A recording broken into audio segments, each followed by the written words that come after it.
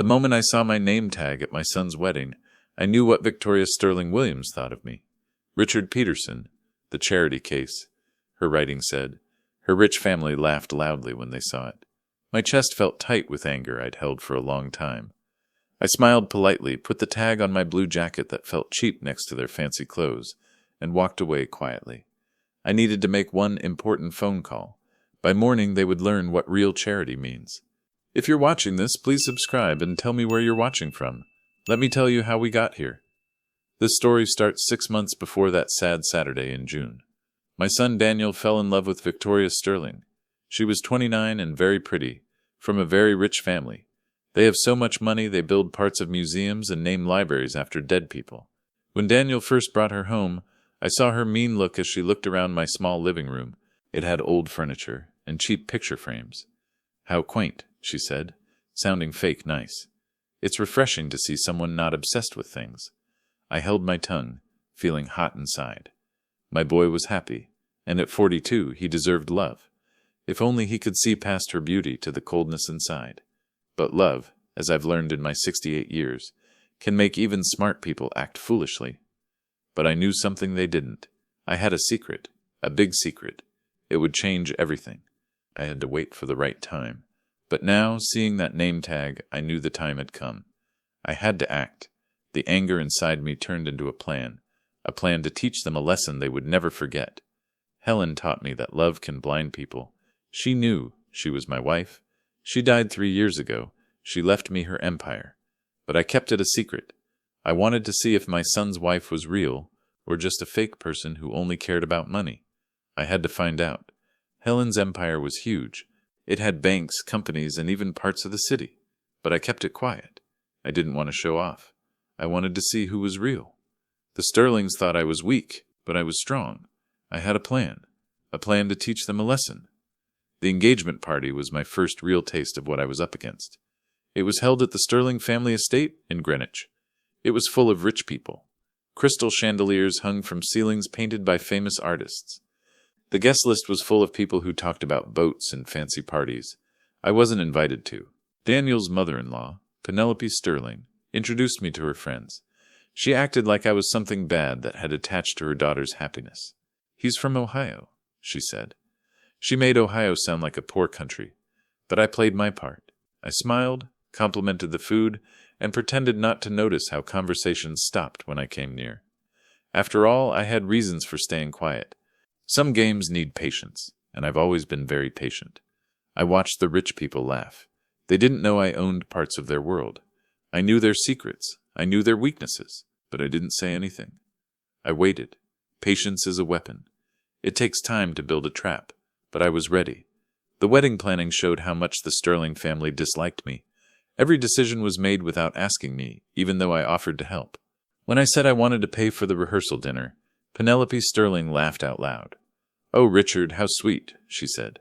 "But we couldn't let you strain your limited resources. This is going to be very expensive, you understand." Limited resources, if only she knew. But I kept playing the role of the poor widower, the man who cleaned houses and did odd jobs to make ends meet. It wasn't completely false. I had done those things, but not recently. Not for the past 3 years since my dear Helen passed and left me her little empire. But the Sterlings didn't need to know that. Not yet. I smiled when he called. I knew he was trying, but Victoria didn't care. She was too busy being queen of the wedding. She didn't know I was the king of the money. I was patient. I knew my time would come. The bridal shower was particularly enlightening. I wasn't invited, of course, but Daniel insisted Victoria reconsider. It would mean so much to Dad, he'd pleaded. So she invited me last minute. The kind of invitation that makes it clear you're only welcome because someone forced the issue. I arrived at the country club with a simple gift, a crystal vase from Macy's. Nothing too expensive for someone in my supposed financial situation. The other gifts were works of art. Hermes scarves, Tiffany jewelry, silk lingerie that cost more than most people's rent. When Victoria opened my gift, she held it up with the same expression you'd use for roadkill. "How practical," she announced to the room. "Every bride needs something from the discount store." The laughter that followed wasn't kind. It was the sound wealthy people make when they see something beneath their notice. But I just smiled and sipped my scotch, making mental notes about each man's face, each cruel laugh. Information, I've learned, is far more valuable than pride. I watched Victoria's face. She thought I was poor, but I knew she was wrong. I had a plan. I would show her what real money was. I would show her what real power was. It wasn't about having a lot. It was about knowing how to use it. I would teach her that lesson. The wedding day dawned perfect. Cloudless sky, gentle breeze, the kind of weather that photographers dream about. The Sterling estate had been turned into something from a fairy tale, with white roses climbing trellises and string quartets positioned throughout the gardens. It was beautiful. I'll give them that. Money, whatever its source, can buy beauty. I chose my outfit carefully.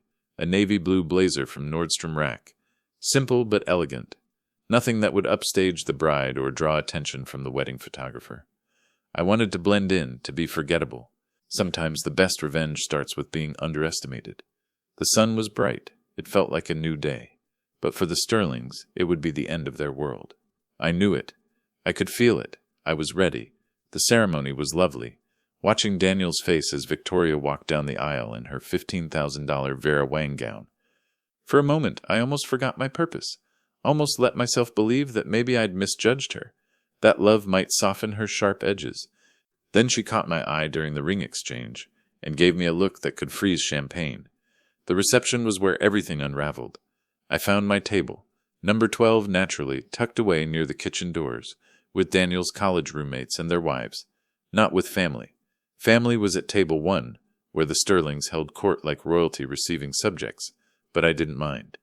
Better positioning for what was coming. I looked at the guests. They were laughing. They didn't know what was coming. I knew. I had planned it all. My heart was calm. I was ready. That's when I saw it. The name tags at each place setting written in Victoria's perfect calligraphy. Most were simple: Penelope Sterling, Robert Sterling, Daniel Williams, but mine read Richard Peterson. The charity case, the breath caught in my throat. Not from hurt. I'd expected the cruelty, but not the sheer audacity of it. She'd actually put it in writing. This woman who would soon discover that charity is a two-way street. I looked at the tag. It was cruel, but I knew it was my chance. I would turn their cruelty into my strength. I would show them what charity really meant. "Oh my goodness," Penelope Sterling gasped as she noticed my tag, her hand flying to her throat, in mock horror. "Victoria, darling, surely this is some kind of mistake." But Victoria's smile was razor-sharp. "No mistake at all," she said. "I thought honesty was important in family relationships." Her eyes met mine across the table. "Don't you agree, Richard? After all, we wouldn't want anyone to get ideas above their station." The laughter started with Robert Sterling, a booming sound that encouraged others to join in. Soon half the table was chuckling at the clever wordplay, at the delicious cruelty of publicly humiliating the groom's father at his own son's wedding. I felt the anger rise, but I kept smiling. I knew what they didn't. I had the power. I would use it. I would teach them a lesson they would never forget. I stood up slowly, my heart hammering like a blacksmith's hammer. I placed the name tag carefully on my purse, and smiled. "You're absolutely right, Victoria," I said. "Honesty is very important in family relationships. I think it's time for some honesty all around." Then I walked away. I found a quiet corner in the Sterling Estates library, surrounded by leather-bound books that probably cost more per volume than most people's car payments.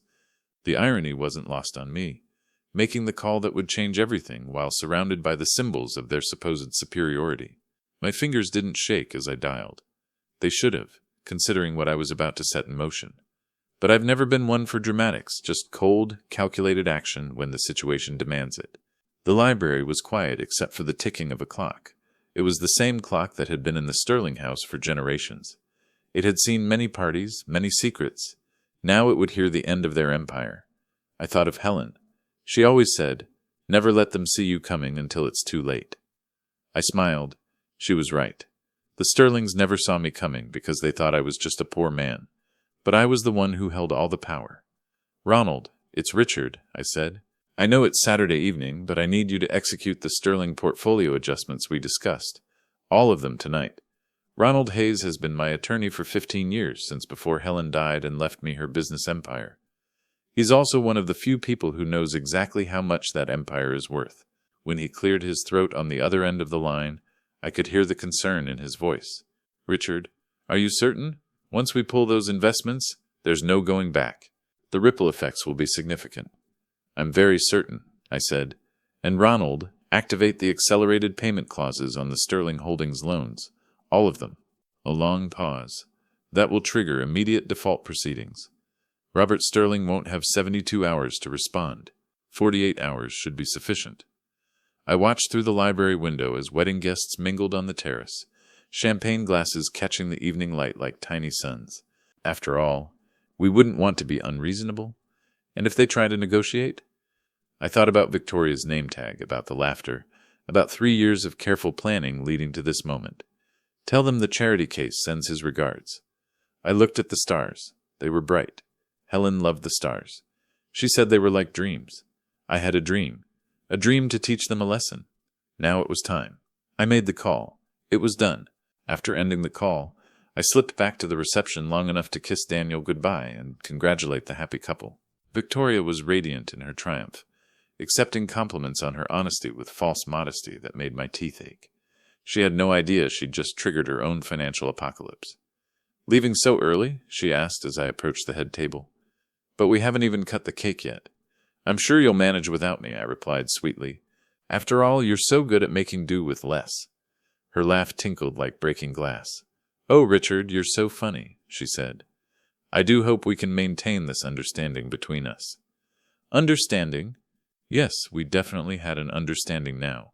She understood that she could humiliate me publicly and face no consequences.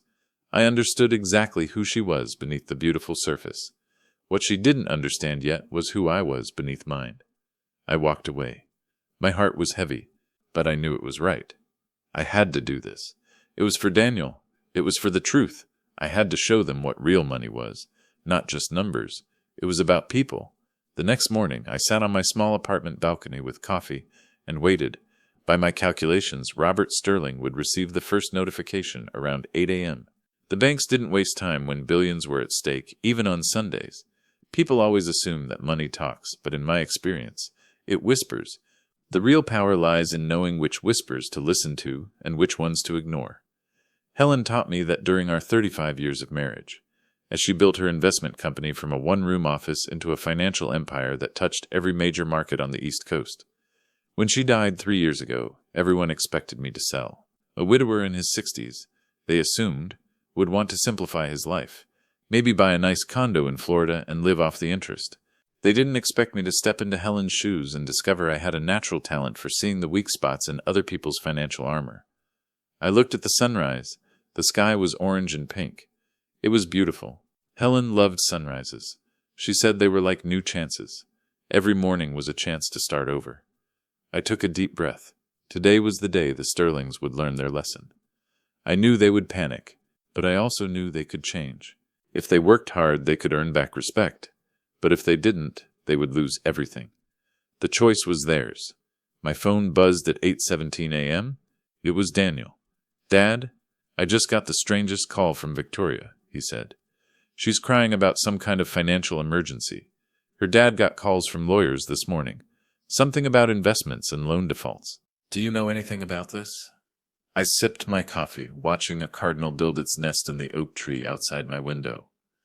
"How would I know anything about their financial affairs, son?" I asked. "I'm just the charity case, remember?" "Dad, please, this isn't the time for jokes," he said. "Victoria's really upset. She's saying her family might lose everything. That doesn't seem possible. They're loaded." "Are they?" I asked gently. "Or do they just spend like they are?" "What's that supposed to mean?" he asked. "It means, Daniel, that sometimes what appears to be wealth is actually just very expensive debt. And sometimes the people you think are powerless turn out to be holding all the cards." A long silence on the other end. "Dad, what did you do?" I watched the cardinal. It was building a nest. It worked hard. It didn't have much. But it made a home. That's what real wealth was. Not money, but hard work. Love. Family. The Sterlings forgot that. I had to remind them. By noon Sunday, my quiet apartment had become mission control for watching the Sterling family's world crumble. I'd spent years learning to read financial reports the way some people read sports statistics, and the Sterling Holdings portfolio was a page-turner. Ronald called with updates every hour. The morning was just the beginning, he reported during his third call. Meridian Financial is reviewing all employees with potential conflicts of interest.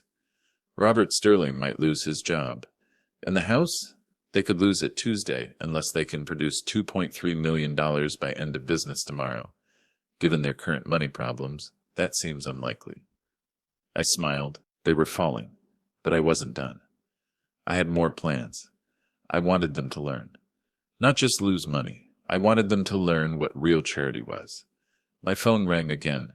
Daniel, sounding increasingly desperate. Dad, Victoria's parents are freaking out. They're talking about selling the house, firing their staff, canceling the country club memberships. Her dad might lose his job. What kind of phone call could possibly cause all this? The kind that happens when someone mistakes kindness for weakness, I said. When they forget that quiet people often have the loudest voices when they choose to use them. This is about the name tag, isn't it? He asked. Dad, I saw it. I confronted Victoria about it last night. She said it was just a joke. A joke, I repeated the word slowly, tasting its bitterness. Yes, I imagine she did think it was funny, right up until this morning. Can't you undo whatever you did? Daniel pleaded. Victoria's beside herself. She's talking about how this will ruin their reputation, how they'll never recover from the shame. Shame, I said. Now, there was an interesting word choice. And what about my shame, Daniel? What about the shame of being publicly humiliated at my own son's wedding by a woman who's never worked a day in her life? She was wrong, I know that. But destroying her family seems extreme, he said. I stood up, pacing to my small kitchen, where Helen's picture still sat on the counter. She taught me many things, but the most important lesson was this. Respect is not given. It's earned. And sometimes it has to be taken. I haven't destroyed anything, Daniel, I said. I've simply revealed what was already there. A house built on borrowed time and borrowed money. The Sterling family's wealth was always an illusion. I just decided to stop pretending it was real. So, what happens now? He asked. I looked at my reflection in the kitchen window, seeing not the charity case Victoria thought she'd humiliated, but the man I'd always been underneath. Helen's partner in every sense. Her equal in business and in life. Now we see whether your wife is interested in learning about actual charity, I said, because if she wants her family situation to improve, she's going to need some help. And as she so eloquently pointed out yesterday, I'm apparently in the charity businesses. I looked at Helen's picture. She smiled at me. She knew I was doing the right thing. She always said, sometimes you have to be tough to be kind. I agreed. Monday morning brought what I'd been waiting for, a phone call from Victoria herself. Her voice was different now, stripped of its usual arrogance and replaced with something I'd never heard from her before. Desperation. Richard, I need to speak with you. Could we meet for coffee? She asked. Of course, dear, I said sweetly. I always have time for family, even family. Who thinks I'm a charity case? The silence on the other end was telling. About that, she began, but I cut her off. Let's meet at Marlowe's Diner on 5th Street, 1 houred. I assume you know where it is. It's not exactly your usual scene, but I'm sure you'll manage. Marlowe's Diner smelled like coffee and grease. The walls were covered with old photos of cars and trucks. A jukebox played softly in the corner. Edward, the waiter, had a kind face but tired eyes. He had worked here for 30 years. He knew everyone's story. As Victoria looked around, she felt like she was in a different world. The people here didn't care about fancy clothes or big houses. They just wanted to eat and be happy. Victoria felt small here. She didn't know how to act, but she knew she had to learn. This was her first step to change. Marlowe's was perfect for what I had planned. A working-class diner where a woman in designer clothes would stand out like a peacock in a chicken coop. When Victoria arrived at exactly $1, she was almost unrecognizable. Gone was the perfectly styled hair and flawless makeup. She looked like she'd aged 5 years overnight, her eyes red-rimmed from crying. Thank you for meeting me, she said, sliding into the cracked vinyl booth across from me. Her hands shook as she picked up the laminated menu. I don't know what to order. I've never eaten at a place like this. The meatloaf special is excellent, I suggested. Very affordable. I imagine that's important to you now. She flinched at the word affordable, but nodded. When the waiter came over, a tired-looking man about my age named Edward, Victoria could barely make eye contact. Interesting. How wealth affected confidence. Victoria looked at the menu. It was simple. No fancy words. Just food. She felt ashamed. She had never eaten here before. She was used to five-star restaurants. But now she was here. She had to learn. So I said after we'd ordered, "What can I do for you, Victoria?" She took a shaky breath. "My father's going to lose his job. We might lose the house. Everything's falling apart, and I don't understand how this happened so fast." "These things rarely happen fast, dear," I said. "They build up over time, like water behind a dam. Eventually, something gives way, and it all comes crashing down at once. Can you help us?" The words came out strangled, like they physically hurt to say. I stirred sugar into my coffee, taking my time. "Help you? I'm just the charity case, remember?" I said. "What could someone like me possibly do for someone like you?" "I was wrong to write that," she said. "I was angry and stupid, and I took it out on you." "I'm sorry. Sorry. It was a start, but hardly enough." "What exactly are you asking me to do, Victoria?" "I don't know," she said. "Daniel said you made some kind of phone call, that you might have connections. If there's any way you could help us, I'll do anything. Anything." Such a dangerous word to use with someone you've underestimated. I looked at her. She was scared, but she had to learn. She had to understand what real work was. She had to earn respect, not just get it. "Well," I said thoughtfully, "I might know some people, but charity isn't free, dear. There are always conditions." Hope flickered in her eyes. "What kind of conditions?" I pulled out a folded piece of paper from my pocket and slid it across the table. "I've taken the liberty of drawing up a few simple requirements. Nothing too difficult for someone as resourceful as yourself." Victoria's hands trembled as she read my list. I watched her face change with each line, confusion giving way to disbelief, then to something approaching horror. "You want me to work as a cleaning lady for 6 months?" "Not just any cleaning lady," I corrected. "You'll work for Sunshine Cleaning Service, the same company I worked for before Helen died. Mr. Patterson runs a good business. He'll teach you what honest work looks like." "But I've never cleaned anything in my life," she said. "We've always had staff for that." "Then you'll learn," I said. "Education is so important, don't you think?" I sipped my coffee, enjoying the way she was processing this reversal of fortune. "The second condition is that you'll volunteer at the homeless shelter every Saturday for the next year, serving meals, cleaning toilets, whatever they need." "A homeless shelter?" Her voice was barely a whisper. "The very same one your mother's charity board pretends to support, but has never actually visited," I said.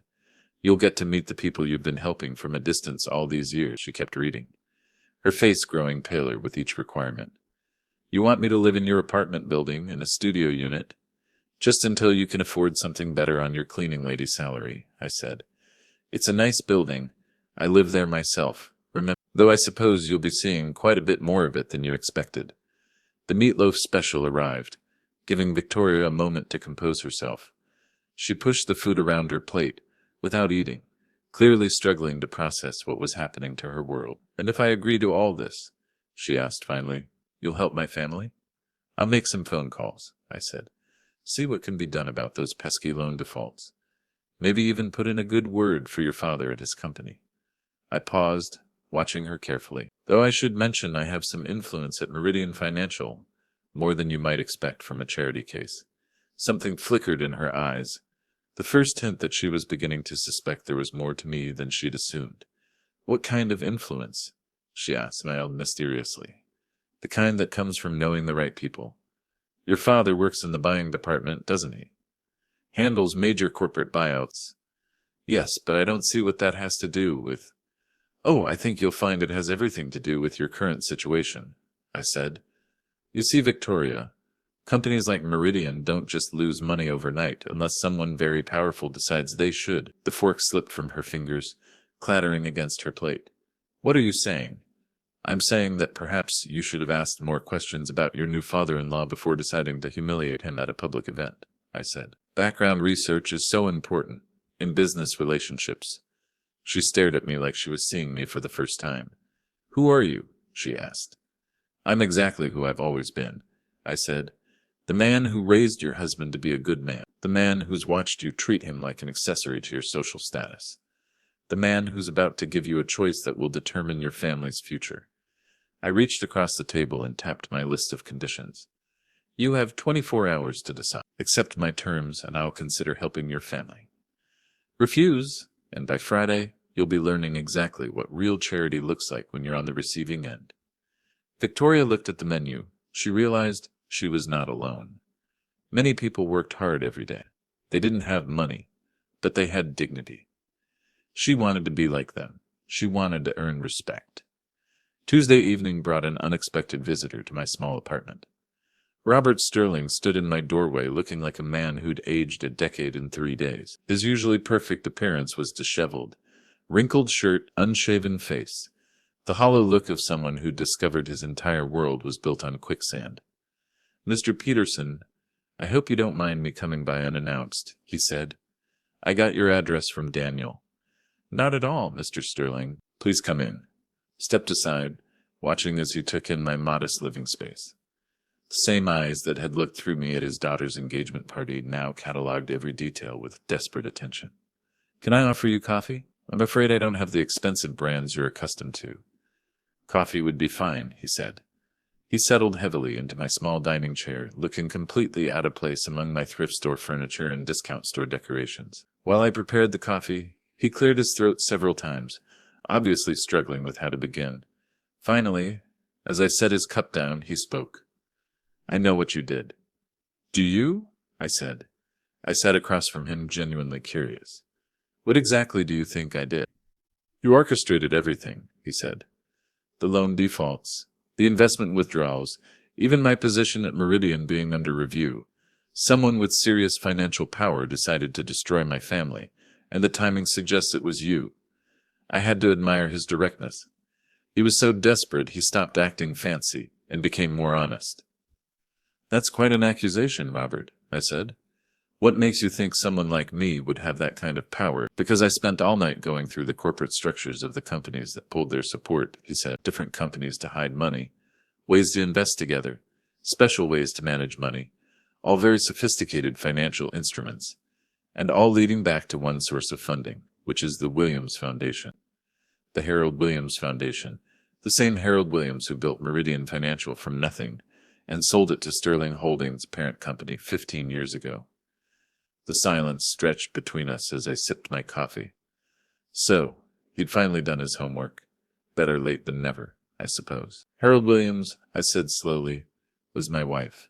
Robert's face went white. You're Richard Peterson?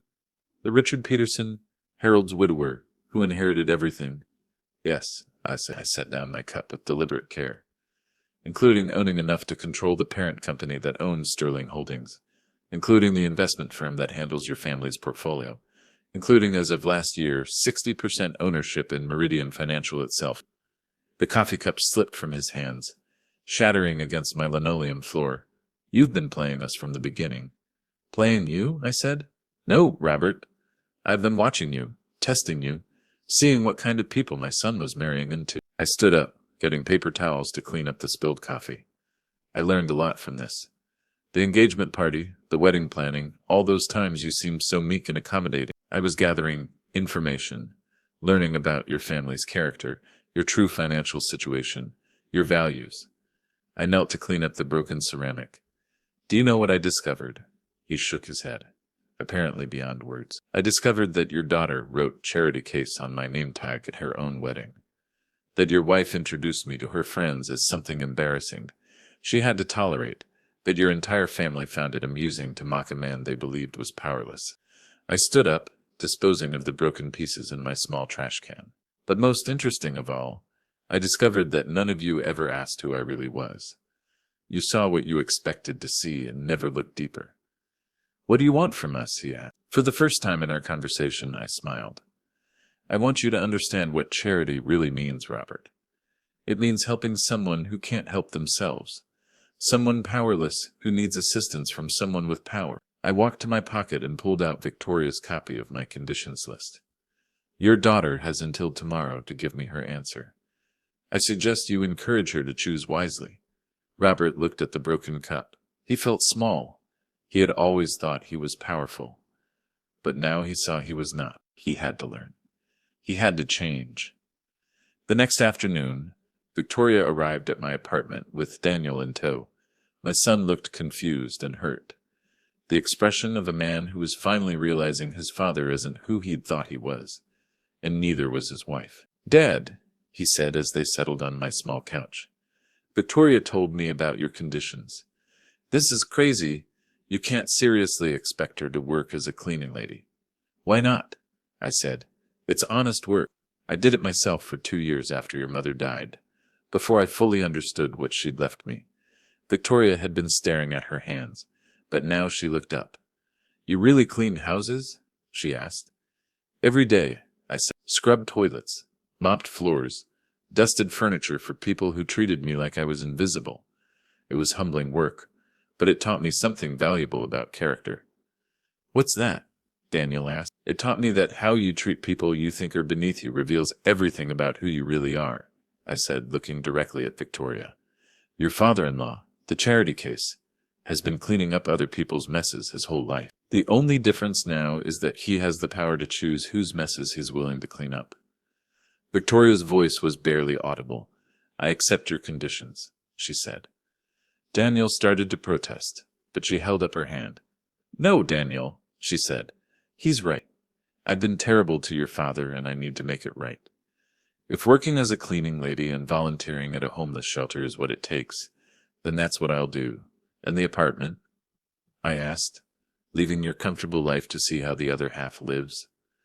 "I'll do it all," she said. Tears were streaming down her face now. "I was wrong about everything. I thought money made me better than other people, but I was just hiding behind my parents' wealth. When it was gone, I realized I don't know how to do anything useful." I studied her face, looking for signs of deception, but saw only genuine remorse and fear. "This isn't a punishment, Victoria," I said. "It's an education. You're going to learn skills that money can't buy. Empathy, humility, the satisfaction of honest work." "And you'll really help my family if I do this?" she asked. "I'll do more than help them," I said. "I'll restore everything they've lost, and more. Your father will keep his job at Meridian. In fact, he'll receive a promotion. Your parents' house will be saved. The family reputation will be rebuilt stronger than before." Daniel looked stunned. "How can you promise all that?" he asked. I walked to my small desk and pulled out a folder I'd been saving for this moment. "Because I own the companies involved," I said. "All of them. Your father-in-law isn't just wealthy, Daniel. He's one of the most powerful men in American finance. Helen built an empire, and when she died, she left it all to me." I spread the documents across my coffee table. Corporate ownership papers, bank statements, investment portfolios. The numbers were very large enough to make Daniel sink back into his chair. "The Williams Foundation controls over $12 billion in assets. I have most of the shares in 17 major corporations, including Meridian Financial, Sterling Holdings, parent company, and most of the banks that were threatening to take the house." Victoria was staring at the papers like they were written in a foreign language. "You could have stopped all this any time," she whispered. "Of course I could have," I said. "But then, how would you have learned what really matters in life?" "This was all a test," she said.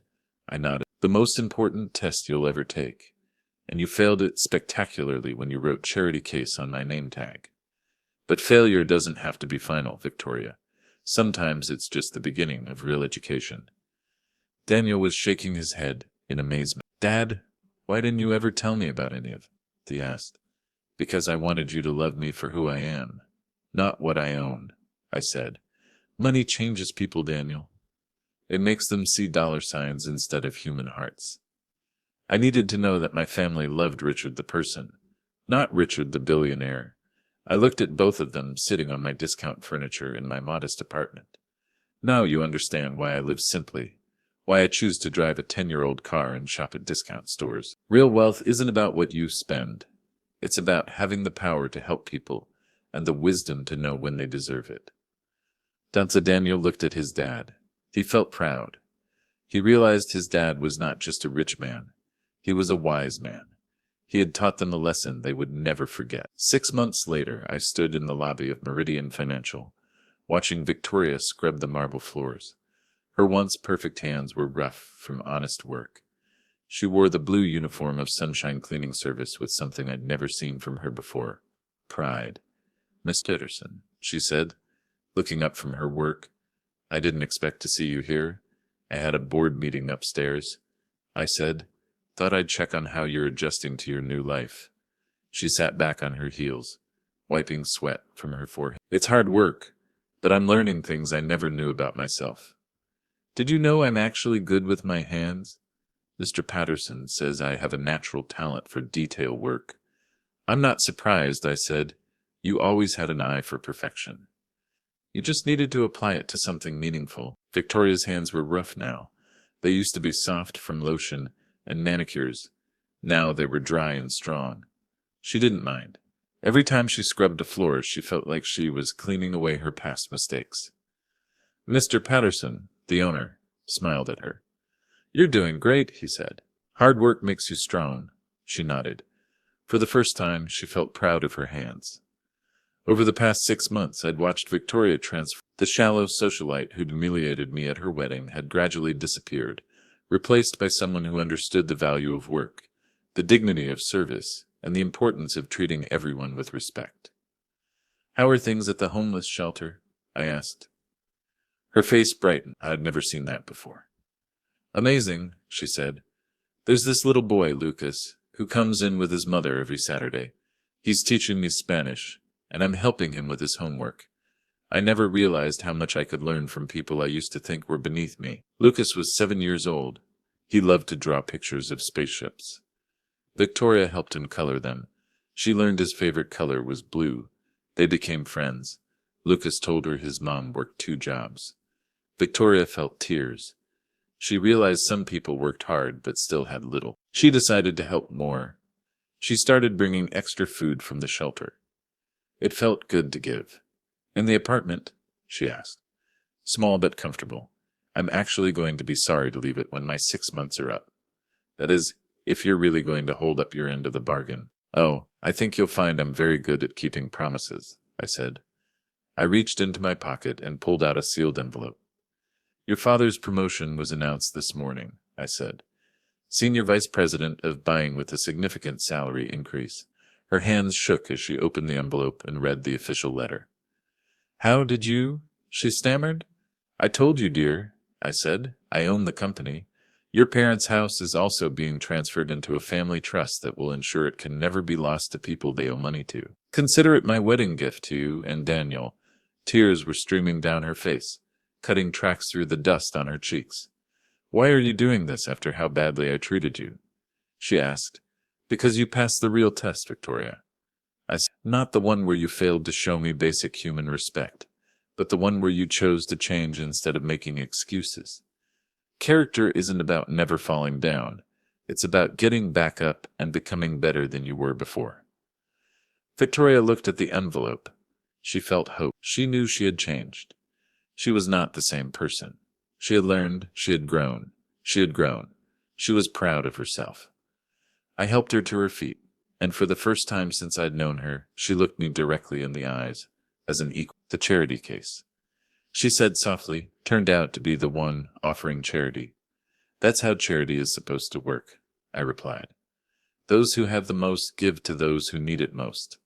I needed to know you were worth saving. You needed to discover who you could become when everything was stripped away." As I walked toward the elevator, she called after me, "Richard, will you come to dinner Sunday? I'm cooking for the first time in my life. It probably won't be very good, but..." I turned back, smiling. "I'd be honored," I said. "After all, we're family now, real family. The kind built on respect and love instead of obligation and appearances." The elevator doors closed, but I could see Victoria going back to work with new energy. She learned the most important lesson I could give her. Real wealth isn't about money, but about the people you help and the lives you improve.